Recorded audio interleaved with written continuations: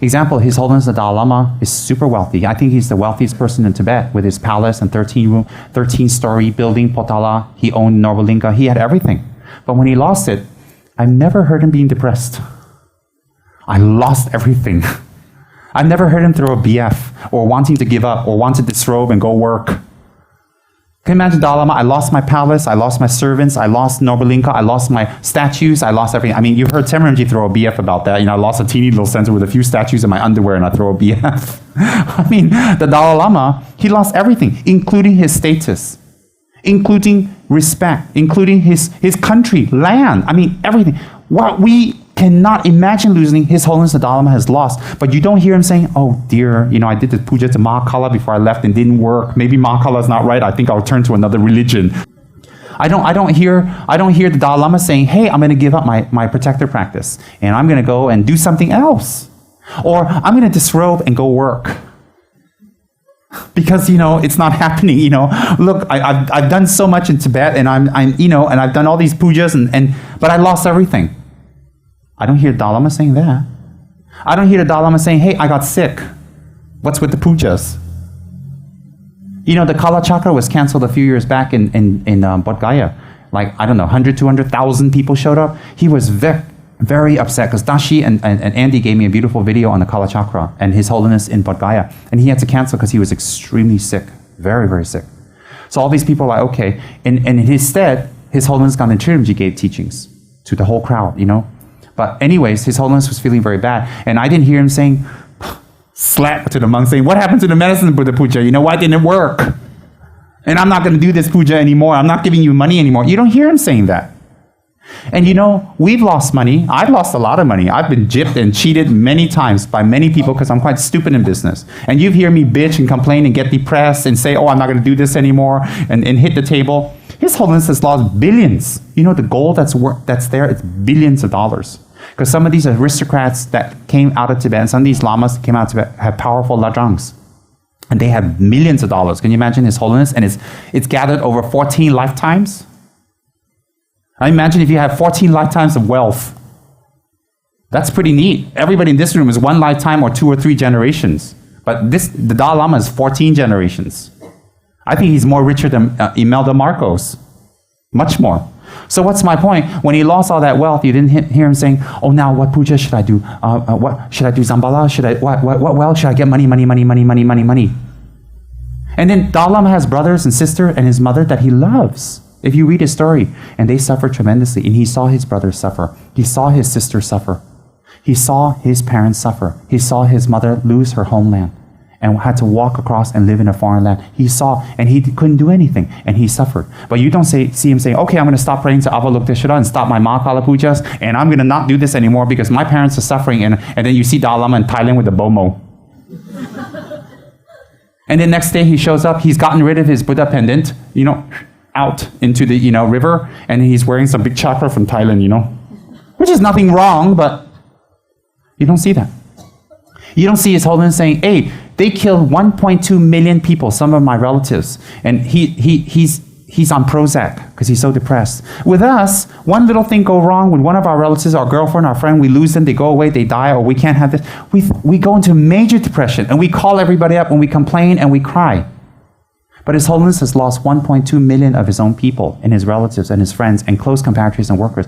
Do you see him throwing a BF? I've never heard him complain. In secret or in private. And being such a public person, His Holiness, he's got to slip sometime if he's putting up an act. I've slipped many times. I've been caught. So I don't mind.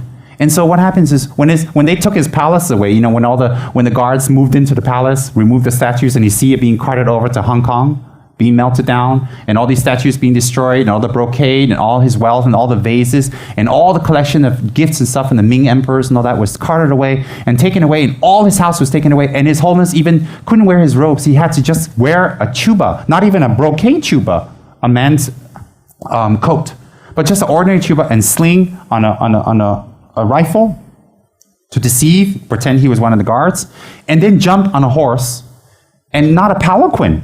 I mean, he could have threw a bitch fit. I'm not going to India unless I have a palanquin. I'm not going. He said, okay, whatever. And he left.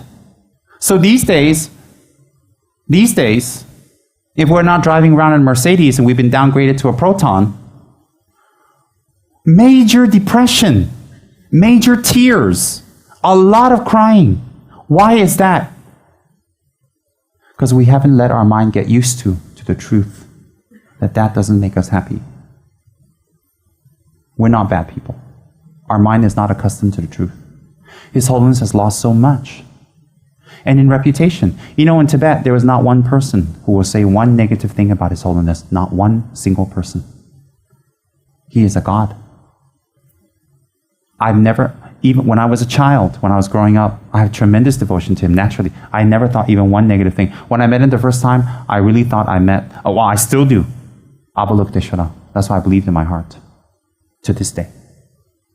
I refuse to listen. We have to have some beliefs.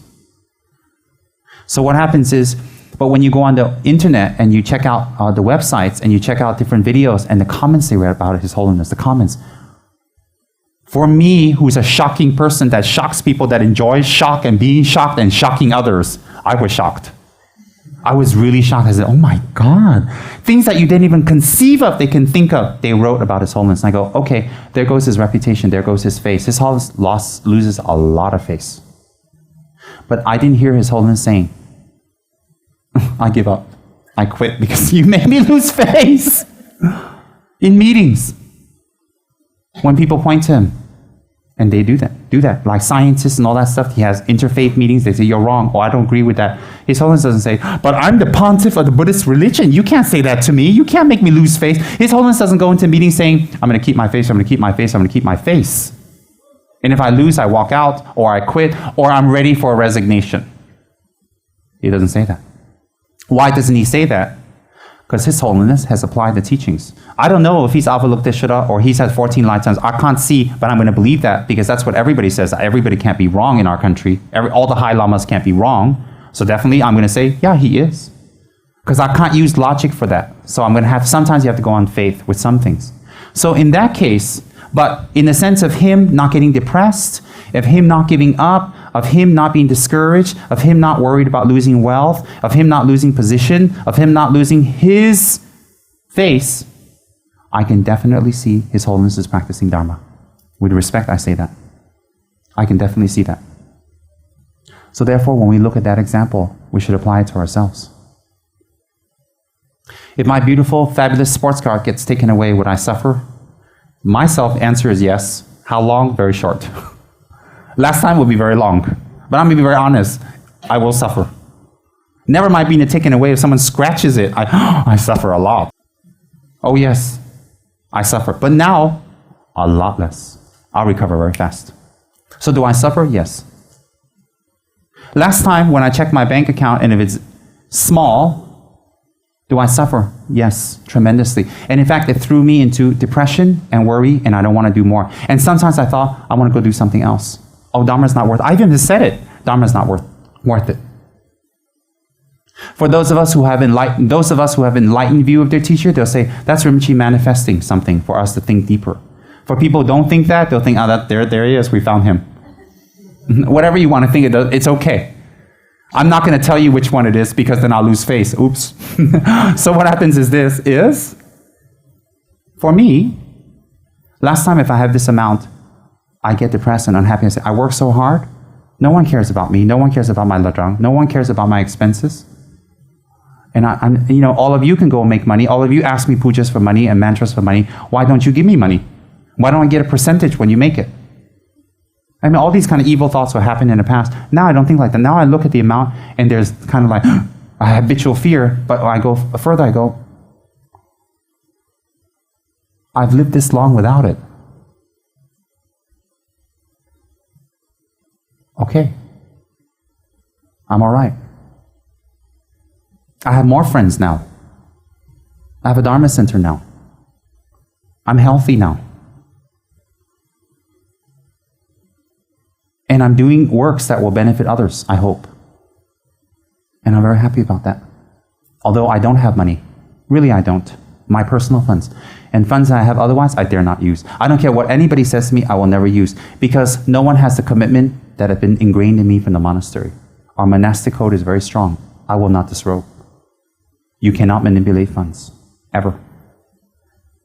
I will never do things like that because my monastic code is very, very ingrained in me. And I'm proud of it. That's something I don't want to change. And it won't change. And another thing is this is, if I have to move house, last time I've been living in, crappy little dangerous, apartments that don't have water, the lift doesn't work, and all kinds of weird situations. It's been up and down, up and down. Most of the time I've been crappy places my whole life. Very, very crappy, except the Dharma sensors.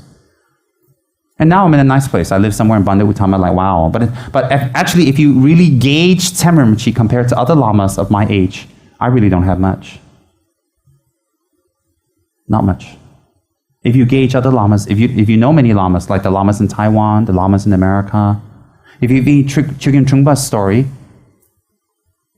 I really don't have much at my age for how much Dharma I put in. I don't have much. I don't have financial freedom. I don't have a traveling account. Nothing. I'm still struggling with money. So my point is that, but that doesn't make me depressed anymore. It hasn't for a while, a few years now. Because I found something more higher value. I'm not going to go into a big song and dance about what it is. And what happens is that now I have a reputation, I'm a Rinpoche. Actually, by right, if you're a Rinpoche, if you're recognized by the abbot and the monastery, you must be who you are, or else all of those people who recognize you are wrong. You must be who you are. And if you are who you are, and you've had many incarnations of evolution, spiritual evolution, then that means spiritually what you say, sometimes what you know will benefit people. And if they don't do it, they lose out because of your evolution. So therefore, if you contradict a Rinpoche, if you don't do what they say and something goes wrong, it's understood because you've countered their evolution of seeing and fast-forwarding for you. You've countered their evolution and their fast-forwarding abilities for you. So if you're suffering and they give you advice that seemingly makes you suffer more, if you believe that your Lama or a Rinpoche is there to make you suffer, then you will go along your own plan. But if a Rinpoche is giving you a plan that seemingly looks like it's suffering, if you believe his nature is to make you suffer, then you don't follow. If you believe his nature is to make you not suffer, then you follow.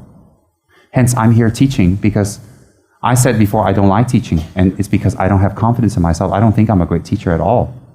But I choose to forget that and listen to what my Lama says instead. And that's been very hard for me because I went through a lot. Because of teaching, I went through so much problems and difficulties. But if I see my Lama, I'm definitely not going to throw a BF and say it's your fault. I would like to, but I dare not. I have that. My ego is not that big.